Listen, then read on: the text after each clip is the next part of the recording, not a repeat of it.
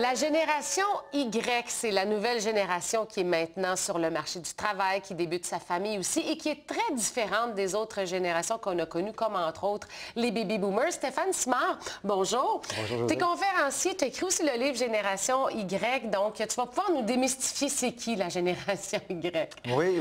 Ça, premièrement, groupe d'âge, c'est quoi, 18-30 ans? Oui, 18-30 environ. Puis ce qui sont en général, c'est les préjugés qu'on entend souvent, Oui. c'est indépendants, infidèles, paresseux, égoïstes, trop gâtés, toutes ces choses-là. Là.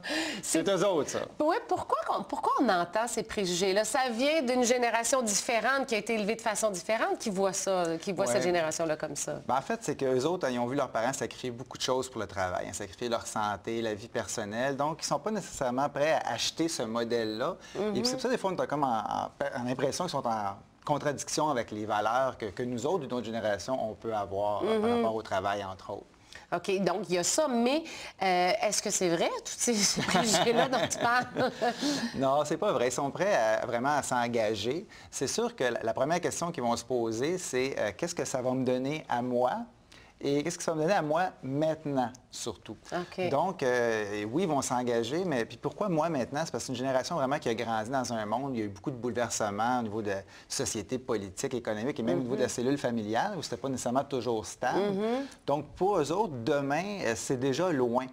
Donc, ils sont dans l'instantanéité, ils veulent vivre intensément maintenant des choses qui vont leur répondre à eux, à leurs besoins. Donc, ils sont très centrés sur leurs besoins à eux.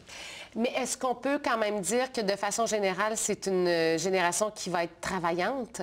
Ou qui va... Parce que, évidemment, ça ne fera pas des 80 heures semaine si on se fie à la qualité de vie, c'est certain. Mais on n'est pas nécessairement paresseux parce qu'on fait 40 heures semaine non plus. Non. On comprend. Bien, l'autre jour, j'ai rencontré une jeune Y, puis c'est ça qu'elle me dit. Elle dit, Stéphane, ma plus grande qualité, c'est tu sais quoi? Elle dit, je suis paresseuse. C'est vrai? Oui, puis là, je trouvais ça drôle comme qualité. Ouais. Puis elle dit, garde, c'est une qualité parce que moi, je cherche toujours la façon la plus efficace d'arriver au résultat qu'on me demande. Donc, c'est vraiment une génération qui ne pense pas en termes de nombre d'heures, comme tu l'as dit, mais plus en termes de résultats. Donc, donnez-moi l'objectif, donnez-moi de l'autonomie, et je vais vous le faire probablement plus vite que vous pensez et assez bien. Est-ce que c'est une génération qui s'engage aussi parce qu'on dit qu'ils ont eu comme exemple des parents qui se sont désengagés? Est-ce que c'est quand même une génération sur laquelle on peut compter à long terme, si on parle au point de vue du travail? Parce que toi, tu fais beaucoup de conférences dans les milieux de travail. Bien, ils vont s'engager au niveau du travail s'ils adhèrent à cette cause-là. Ils ne veulent pas travailler pour un employeur dont l'objectif, c'est seulement de s'enrichir ou d'augmenter le chiffre d'affaires. Ils vont vouloir adhérer à des valeurs, à des principes, à la mission qui est en arrière de toute cette entreprise-là. Et je te dirais qu'ils vont rester aussi longtemps qu'ils vont sentir qu'ils peuvent grandir dans cette organisation-là.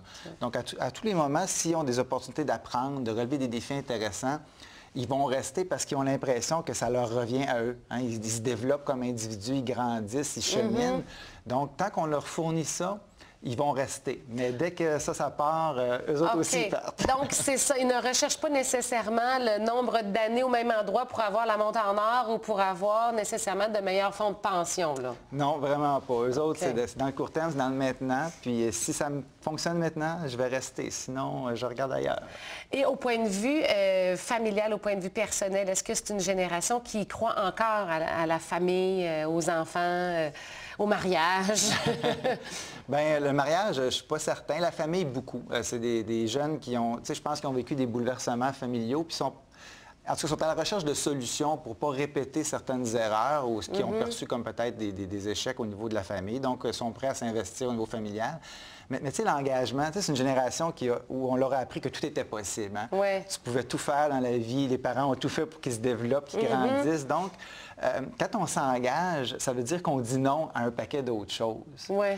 Donc, je pense que c'est ça qui retarde un peu la notion d'engagement, c'est qu'ils ont l'impression qu'ils peuvent tellement faire tout que si je décide d'entrer en relation avec une personne, par exemple, bien, ça implique automatiquement que je dis non à toutes les autres avenues à côté. Donc, c'est peut-être ça qui retarde un peu le processus. OK, ils veulent être certains de faire le bon choix, ils ne se dépêcheront pas. Mais au point de vue des études, c'est ce qui fait que est-ce que c'est plus difficile pour eux, justement, de choisir aussi un champ d'études pour un travail éventuel parce qu'ils ont tellement de possibilités que les autres générations avaient moins, bien sûr? Définitif. Puis moi, je m'identifie beaucoup à ça parce que moi-même, ça m'a pris du temps à me décider finalement qu'est-ce que j'allais faire.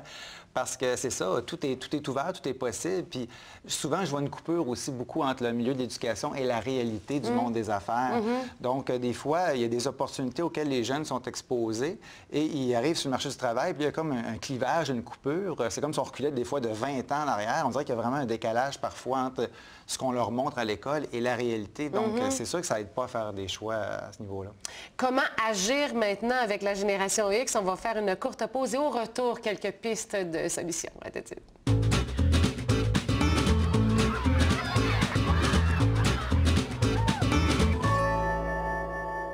Cette fameuse génération Y, ce sont les jeunes d'aujourd'hui, 18 à 30 ans, qui sont sur le marché du travail ou aux études et qui s'en vont vers... Comment on peut bien les accompagner pour qu'ils s'épanouissent et pour qu'on soit heureux, nous aussi, là?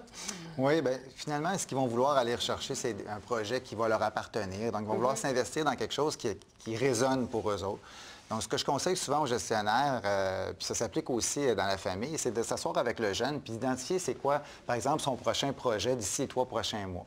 Donc là, on arrive proche de la période d'été. Bien, ça peut être qu'est-ce que tu vas faire de ton été? Est-ce que tu vas te chercher un emploi? Tu vas en profiter pour aller faire un voyage? Donc, c'est quoi un objectif que tu te donnes d'ici 3 mois? Et qu'est-ce que moi, je peux faire? Bien, en fait, comment toi, tu vas t'y prendre pour atteindre cet objectif-là?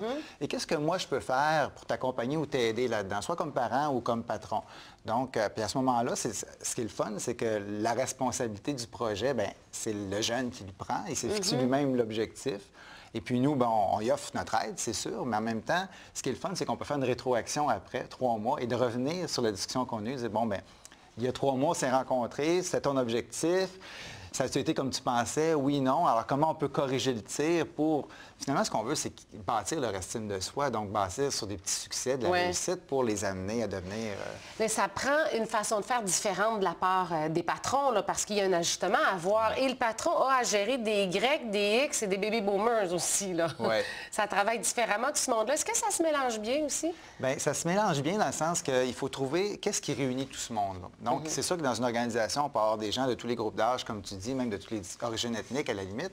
Puis, il y a quand même un facteur motivationnel. Il y a quelque chose qui les a réunis, ces gens-là, à cet endroit de travail-là. Ça peut être le travail, ça peut être l'esprit d'équipe, ça peut être la mission de l'organisation. Donc, c'est de focusser sur qu'est-ce qui est commun à tout le monde et de laisser un peu à chacun sa façon de faire. C'est sûr qu'en différentes générations, on n'aura pas le même goût musicaux durant le travail. On n'aura peut-être pas les mêmes intérêts pour les parties de Noël, sauf qu'au-delà de tout ça, on a quand même choisi ce métier-là pour une raison commune et c'est de se concentrer sur ce qu'on a à partager comme ça. Et toi, les patrons que tu rencontres et à qui tu parles de la génération Y, le but aussi, c'est de leur apprendre à retenir ces jeunes-là pour qu'il y ait de l'engagement, mais pour qu'il y ait une rétention de personnel, parce que du roulement de personnel dans cette génération-là, il y en a peut-être un peu plus aussi. Oui, puis une des façons les plus... simple, mais en même temps, c'est pas facile au quotidien, c'est de s'intéresser vraiment à ces employés-là. C'est de voir bien, pourquoi ils sont venus dans notre organisation, pourquoi ils nous ont choisis, c'est quoi qui les a motivés à venir chez nous et pourquoi ils ne partent pas finalement, c'est quoi qui les fait rester ici, avec qui vous aimez travailler en équipe. Donc, s'intéresser à ces gens-là pour justement créer un environnement de travail qui va être agréable parce qu'ils veulent des défis, ils veulent grandir, mais ils veulent aussi avoir du fun au travail. Et en fait, tout le monde va avoir ça, pas seulement les jeunes, sauf que des fois, auprès d'autres générations, ça crée un peu des frictions parce que là, il y en a qui ont fait des sacrifices pour arriver à avoir, par exemple, un horaire de travail qui est satisfaisant, puis de se faire dire que bien, les gens ne veulent plus travailler de nuit, mais quand on a fait 10 ans de nuit, c'est à son tour qu'ils prennent... Oui, c'est ça, tu fais ton chiffre, là, c'est trop jeune. C'est vrai. Et dans ta conférence aussi, tu donnes des conseils qui viennent de la part de la génération Y pour savoir comment les gérer ou comment bien fonctionner avec eux. Quels sont les conseils les plus importants? Bien, souvent, ce qu'ils m'ont dit, c'est que on donne l'impression de savoir beaucoup de choses, d'être au-dessus de tout le monde, avec une grosse estime de soi, mais ils m'ont dit qu'ils sont très conscients qu'ils veulent apprendre. Donc, si l'employeur peut donner des opportunités d'apprendre, de grandir, ils vont beaucoup apprécier ça. Mais ils n'aiment pas se faire mettre nécessairement leurs défauts devant tout le monde. Donc, se faire corriger devant les gens en groupe, ça, ils aiment moins ça. Mais au-delà de ça, il faut retenir, ce que je dis souvent aux gestionnaires aussi, c'est de ne pas généraliser non plus. Donc, on a des critères communs un peu au niveau de l'approche et des attentes par rapport au marché du travail, mais chaque Y est un peu différent. Donc, on ne peut pas généraliser, dire, bon, bien, les Y sont tous comme ça. Il faut vraiment s'intéresser à chaque individu parce que même ici, dans l'équipe, on peut avoir des Y sont dans la même génération, mais qui ont des attentes ou des perceptions différentes par rapport au travail. C'est vrai. Et quand tu vas sur place dans les entreprises et que tu jases, parce qu'on le voit sur ton vidéo, sur ton site connexioni.com, les réactions des personnes, bon, ça rit parfois un peu jaune. Il y a sûrement des Grecs dans la salle aussi. Ouais. Ça ressemble à quoi, la dynamique? Bien, je pense que les gens se reconnaissent beaucoup. J'utilise beaucoup l'humour parce que l'humour, justement, ça permet d'aplanir les différences. Et puis là, on se reconnaît, on se retrouve là-dedans, puis là, on dit « Ah, c'est vrai, on est comme ça. » Puis, donc, je mets en parallèle un peu les perceptions. Je travaille beaucoup au niveau des perceptions qu'on a, des préjugés, et pour finalement dire que les différences sont peut-être plus individuelles que générationnelles, finalement. D'où l'importance de s'intéresser à l'individu. Comment notre organisation, on peut le faire grandir, cet individu-là, peu importe son âge. Et est-ce que tu suggères aux baby boomers de s'ouvrir une page Facebook pour communiquer avec la génération Y? Ce qui est encore plus simple, c'est d'inviter les Y à partager leurs émotions sur le Facebook de lui du boomers, finalement.